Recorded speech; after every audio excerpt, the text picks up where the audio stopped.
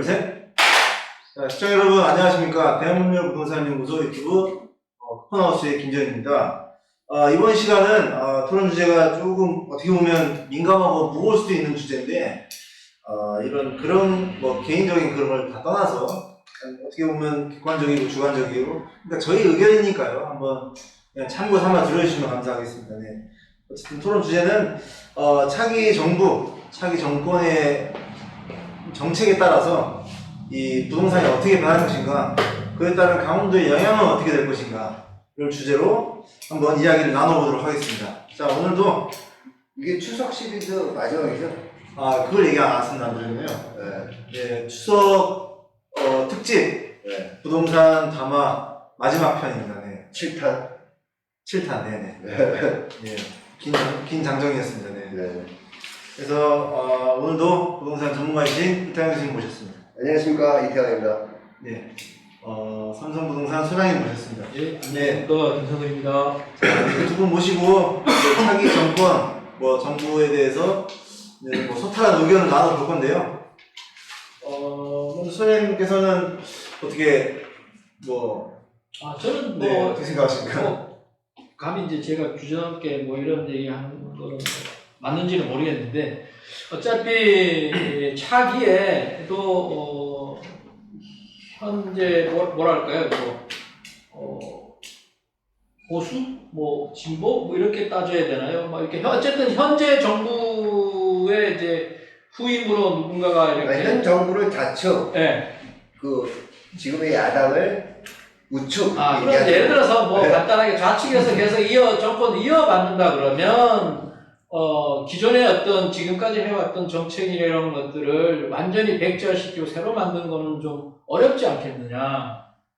일부 수정은 그때 상황마다 일부 수정은 있을 수 있겠으나 대부분 것은 아마 유지되거나 이제 유지될 것 같고, 또 반대로 어떤 새로운 우측에서 어떤 정권이 탄생한다면, 기존의 아무래도 기존에 있는 정책들하고 대립이 많이 되었었던 부분이니까 본인들의 어떤 정체성 확보를 위해서라도 그런 부분들은 많이 수정되고 바뀌어지지 않을까.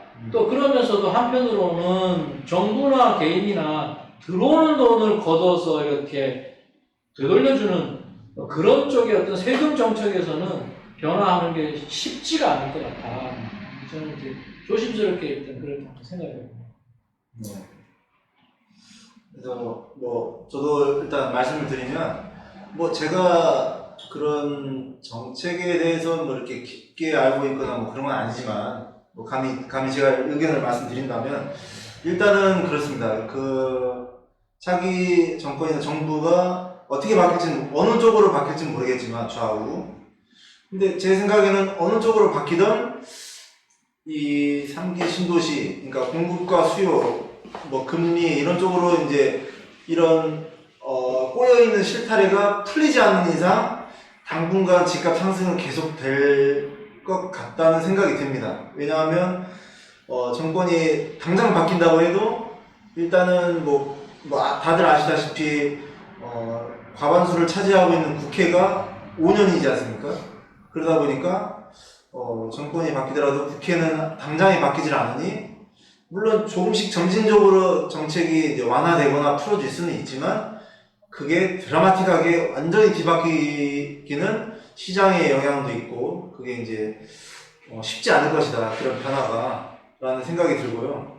그래서 다시 한번 결론만 말씀드리면 어느 쪽이 됐든 간에 당분간은 지금처럼 계속 상승 기조로 가지 않을까라는 생각을 조심스럽게 해봅니다. 그래서 그에 따라서 물론 그런 금리와 공급과 수요, 정책 모든 게 맞물리는 시기에 이제 서울이나 수도권, 신도시 이런 쪽은 집값이 많은 상승한 지역은 주춤하거나 빠질 수 있어도 이런 지방, 특히나 이제 광역시가 아닌 지방 중소도시 같은 경우에는 특히나 우리 강릉 같은 곳은 또 신수요뿐만 아니라 관광 쪽에서도 이제 좀 약간 특색이 다른 그런 성향을 갖고 있으니 이쪽 지역은 그래도 지방은 꾸준히 우상향하면서 좀 상승하지 않을까라고 좀 조심스럽게 말씀드리고 싶습니다. 네. 교수님 생각은 어떠십니까? 저는 그 좌측, 우측이 차기 정권 그 얘기를 하기 전에 네. 제가 얼마 전에 그런 소식을 하나 들었는데요. 진짜 화가 나더라고요. 뭐냐면 지금 양도세 때문에 지금 수도권에 계신 분들이 집을 못 팔고 있는 경우가 굉장히 크거든요. 네네. 네? 네. 그리고 취득세, 양도세 뭐 이런 거 다 계산하면 32평 살던 분이 24평짜리 다운하우징을 해야 돼. 네? 네. 세금 내다 보면 아무것도 그 이사를 못 가는 거죠. 네. 그러다 보니까 좌측에서 이런 얘기가 나왔습니다. 양도세를 완화를 해줄 필요가 있다. 완화를 해주는 게 그 부동산 안정에 좋아서 하는 게 아니라 양도세를 완화를 안 해주면 한 60만 표가 날아갈 것 같다. 라는 얘기가 지금 좌측에서 도는 거예요. 그러면 도대체 서민을 위한 정책을 양도세를 얘기한 건지 자기네 표를 생각해서 얘기를 한 건지 그게 궁금하다는 거예요. 이게 좀 모호하네요. 네? 그러면 그거부터 좀 화가 났고요. 그 다음에 제발 좌측이 됐든 우측이 됐든 간에 좀 일관성 있게 하나를 가지고 밀고 나왔으면 좋겠다. 네? 강화를 하든지 완화를 하든지 이거는 강화했다 완화했다가 강화했다가 완화했다가 해줄 것쯤 했다가 안 했다가 안 해줄 것쯤 했다가 저도 뺐고 그러다가 약 올린 것도 아니고 사기치는 것도 아니고 이거는 어떻게 분간을 못하고 있다. 그러다가 이제 마지막까지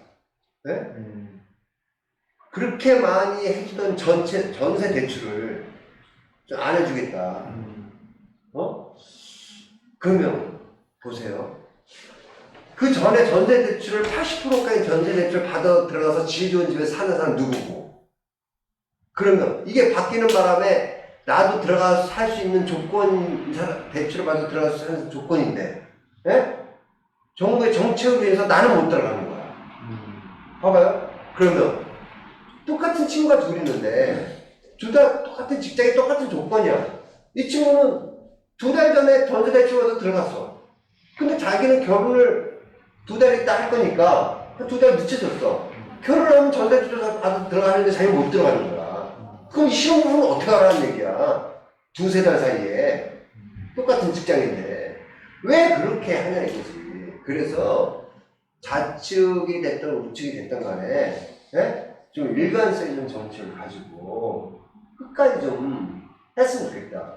믿음을 줄 수 있는 정책이 나왔으면 좋겠다. 특히 다른 건 몰라도 부동산만큼은 우리나라 국민 5,200만 국민이 다 들어가서 살아야 되잖아요. 그렇죠. 네. 간혹가다 뭐 캠핑카 사는 사람도 있는데 그런 사람 말고는 다 들어가서 살아야 되잖아요. 그걸 가지고 표에 관련돼서 얘기를 한다는 거는 잘못됐다. 저는 그렇게 판단합니다. 화가 많이 나신 것 같습니다. 네. 그래서 뭐 사실 뭐 이 지금 방송을 보시는 분도 그렇겠지만 뭐 지금 사실 전국적으로 화가 나신 분들이 많습니다. 예. 뭐 누구나 대부분 사람들이 화가 나 있을 테고 이런 말씀하신 것처럼 일관성 있는 정책이 나와야 중간에 있는 서민들이 힘들지 않은데 이건 뭐 졌다가 뺐고 뭐 강화했다가 완화하고 이러니까 어느 장단에 맞춰야 될지 모르니까 저희 또 서민들이 힘들어하는 거 아니겠습니까? 그렇죠. 네. 불안해하는 거죠. 고통받고. 봐봐요. 코로나 때문에 경제도 불안한데 거기다가 정부의 부동산 정책 때문에 또 불안하게 만들어놓고 지금의 국민들은 살 곳이 없어. 네? 그러니까 술도 못 마셔. 그러니까 이게 참 답답하죠. 네. 그러다 보니까 좀 우울증 환자. 맞습니다. 코로나 블루. 네, 코로나 블루.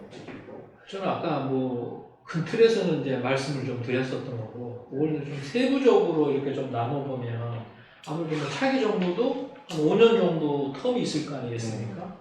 그러려면은 이제 뭐 초기, 중기, 후기 뭐 이렇게 좀 세분에 한번 생각을 해보면, 아무래도 초기는 어차피 예를 들어서 좌측이 됐든 우측이 됐든, 그래도 국가를 경영하고 정책을 펴시는 정부 당국자들이니까 어떤 시장의 상황이나 수급의 상황을 무시하고 어떤 막 자기들 당리 당력에 의해서만 표에 의해서만 움직이지는 않을 것 같아. 그래서 초기에는 계속해서 가격이 상승되거나 이런 부분들이 나오면 현재 정책이 이제 유지 관방 쪽으로 좀 가다가 중기에서 어떤 이제 시장의 변화가 좀 이렇게 왔을 경우에는 일부 완화 정도로 갈 수도 있고, 그러나 정도의 차이는 틀림없이 좌나 우나 좀 차이는 있겠죠. 그 다음에 이제 정부가 후기 정도 되면 지금 3기 신도심이 기존에 이제 공급 물량을 이제 쭉 준비해놨던 것들이 이제 익어지는 시기 정도 되면 대폭 완화 정도의 기조로 바뀌지 않을까. 이제 그런 이제 초기, 중기, 후기로 이렇게 나눠보면 이제 그렇게 한번 예상을 나름 해보는 거고요. 그 다음에 이제 거기에서 좌측이 정권을 잡았을 때와 우측이 정권을 잡았을 때 그 차이는 좀 있을 것 같아. 그리고 어떤 세수라는 것, 이제 세금을 받는 입장에서는 그 돈을 다른 데도 쓸 때도 있고 여러 가지 부분들이 있으니까 들어오는 세금의 이런 부분들은 아마 그것을 이렇게 낮춰주기가 쉽지는 않는데, 지금처럼 이런 징벌적 세수, 70% 주민소득세까지 77%를 낸다거나, 이런 것들, 그 다음에 중과를 과다하게 해가지고 도저히 거래를 못하게 하거나, 이런 것들은 지금 다 아시다시피 오히려 공급에 저해가 되는 이제 정책들이니까, 그런 좀 불합리하고 어떤 징벌적 어떤 정책이나 이런 세금이나 이런 것들은, 규제나 이런 것들은 좀 어느 쪽이 됐든 좀 풀어야 되지 않을까. 또 풀어야 한다고 생각하고. 네. 그렇게 좀 지금 생각하고 현재 있습니다. 정부에서는 세부적으로 얘기하면 얼마 전에 왔던 23년부터 주택이 2개인데 하나를 팔았을 때 하나의 비과세를 2년 동안 거주를 하고 보유를 해야지만 비과세 되잖아요. 법이 바뀌었잖아요. 그런데 어쩌다 보면은 내가 집을 2채 가질 수도 있어요. 그렇잖아요? 그러다가 이제 하나를 팔았을 때 그 비과세를 맞아야 되는데 2년 동안 거기서 살고 이사 가지 말라는 얘기야. 그러면 이사에 대한 자유국가에서 이사 자체를 붙잡아 놓은 거잖아요. 그러면 거래가 안 되잖아요. 그렇죠. 그러면 또 경제가 안 좋은 거지. 이게 부동산 예를 들어서 정부가 좀 이렇게 막 모아놓고 이럴 때 즉흥적으로 막 만들어 놓으니까 혼란하고 정신이 없잖아요. 그러니까 예를 들어서 부동산 정책 연구기관 이런 걸 하나를 만들어가지고, 감히 예를 들어 제안한다 그러면 그런 걸 만들어가지고 다양한 시뮬레이션을 돌려보고 경우의 수를 보고 좀 이렇게 심플하고 간단하게 좀 만들어가지고 누구나 다 예측할 수 있고, 이렇게 좀 법을 좀 만들어 놓으면 국민들이 좀 혼란이 안 오고, 내가 이 어떤 행동을 했을 때 어떤 결과가 나는 걸 미리 알고 이렇게 해야 되는데, 이건 정말 너무 어렵게, 세무사들도 정말 나 모르겠다 이거 이래도 이렇게 해석할 수도 있고, 저는 이렇게 만들어서는 안 되지 않느냐. 우리가 지금 할 일들이, 국민들이 그러지 않아도 머리 쓸 일이 오만 가지인데 이런 것까지 다 세심하게 되고, 그래도 전문가라고 물어보면 그 전문가들도 잘 모르겠다고 얘기할 정도의 법이라는 것은 틀림없이 이건 잘못됐다. 이런 건 바뀌어야 된다. 제가 그저께 여러 마이인가 거기에 이제 컬럼을 한 게 있어요. 예. 근데 수도권의 전철이 1호선, 2호선, 3호선, 경춘선 해가지고 한 20여 개의 노선이 있습니다. 네? 근데 역은 한 300개 가게 되고요. 근데 그렇게 20여 개의 노선 중에서 내가 출발점과 목표 그 도착지를 내가 딱 찍잖아요. 그럼 어디서 갈아타고 어디서 전철 가는 걸 딱 안단 말이야. 근데 우리나라에 지금 26번째 정책이 나왔잖아요. 그 서울의 지하철도 20몇 개의 노선이 있고, 이번에 문재인 정부 정책이 20몇 개 나왔어. 근데 이거는 지하철 보다 더 복잡해서 내가 목적지가 어딘지 모르고 출발점이 어딘지 몰라. 갔다가 잘못하면 거꾸로 다시 돌아와.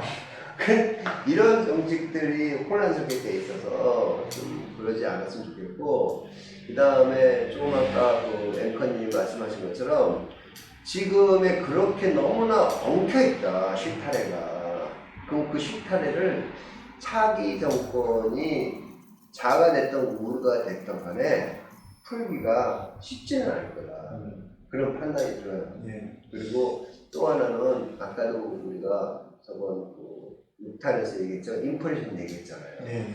그러면 인플레이션과 또 그 풀리지 않는 정책들을 혼합해서 좀 가지 않을까. 그리고 또 소장님 말씀하신 것처럼 후반기에 차기 정권 후반기에 26년이라든지 이럴 때가 되면 제3신도시에서 수도권의 영향이 좀 변화있지 않을까. 그래서 그런 변화들이 생기지 않을까 또 저는 생각을 합니다. 네. 사실은 이런 말씀 드리기가 조금 그런데 이 역대 대통령님들을 생각해보면 대부분 다 죽거나 감옥에 갔었잖아요. 가 있고. 슬픈 역사. 예, 제가 뭐 좀 언급하기 좀 그런데 그런 것도 있고. 통수 얘기한 거요? 아니요. 그리고 또 이 어느 정권이 됐든 간에 다음 정권은 이 역대급 지금 뭐 역대급 예산과 역대급 유동성 뭐 많은 게 있지 않습니까? 엄청 좀 난처한 상황에 놓일 것 같다는 생각이 들었어요.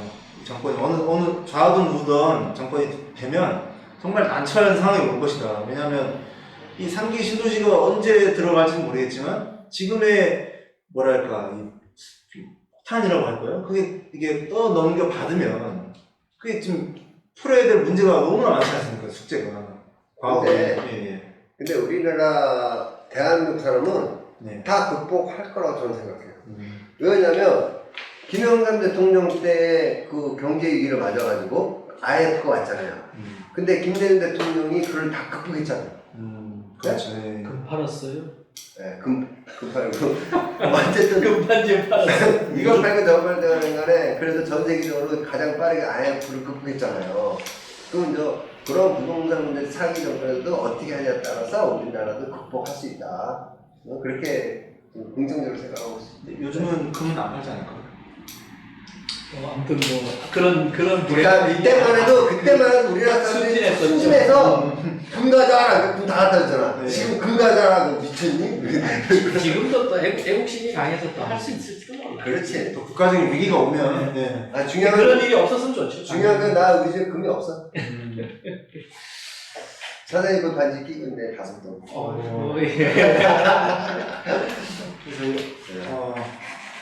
그래서 차기 정부 정권에 따른 네. 정책, 부동산 가운데 영향에 대해서 이제 한번 저희가 짚어봤는데요. 근데 우리 강원도 영향은 얘기 안 할 것 같은데? 강원도 영향 아까 초반에 좀 말하지 않았나요? 네, 강원도 영향은 그래서 결론은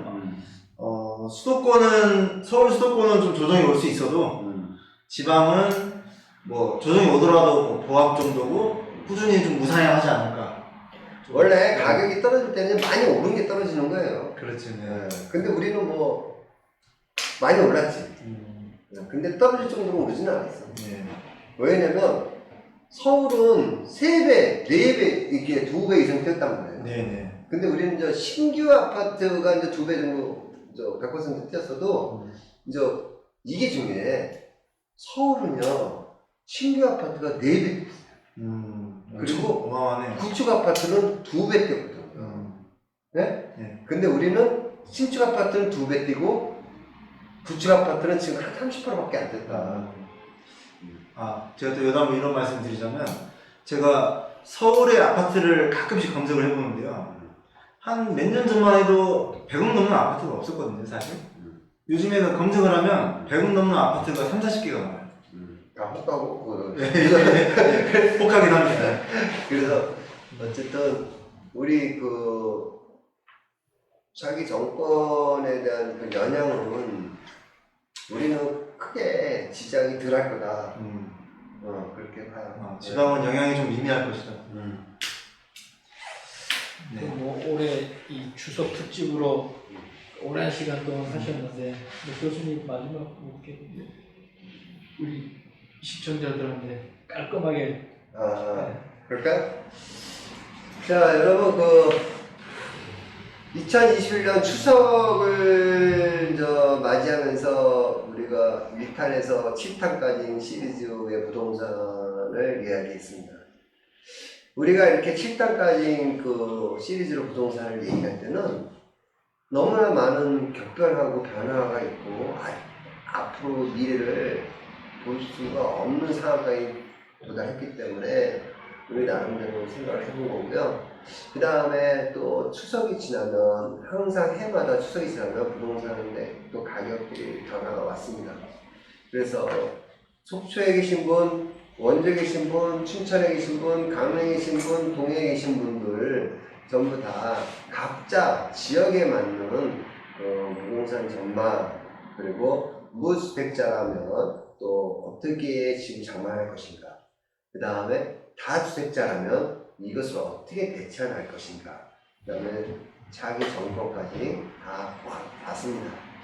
그래서 이것이 또 우리가 오늘 7탄까지 한 것이 또 다른 변화를 가져올 수도 있어요. 부동산은 살아있는 생물이기 때문에. 그래서 항상 주시 있게 관심을 가지고 다시 말해서 각자 도생하는 그런 시기가 됐습니다. 근데 각자 도생을 하더라도 항상 이 전문가한테 멘토를 얻으시고 했으면 좋겠다. 뭐 상담은 무료입니다. 네. 그래서 여기 송정동의 삼성공인중개사 소장님한테 와서 여쭤보기도 하시고, 그 다음에 기념 같은 거 하고, 저한테 전화 주셔도 저도 또 상담해드리도록 하겠습니다. 어쨌든 여러분 추석 잘 지내시고요. 또 이 시리즈를 구정 때도 한번 이끌어 나가도록 한번 해보겠습니다. 소장님 구정 때도 한번 시리즈를 예. 그때는 한 12타? 이렇게. 자, 여러분 그러면 추석 잘 지내시고요. 또 추석 지나고 건강한 모습으로 다시 한번 찾아뵙겠습니다. 감사합니다. 네, 명절 복 많이 받으세요. 네. 하나, 둘, 셋. 감사합니다. 고생하셨습니다. 아이고 잠시만 와 풀타임이네 풀타임. 한 4시간 반? 오늘도 또 바로 또 줄 들어가시잖아요. 체력 좋다 그랬어. 야 교수님 대단하다.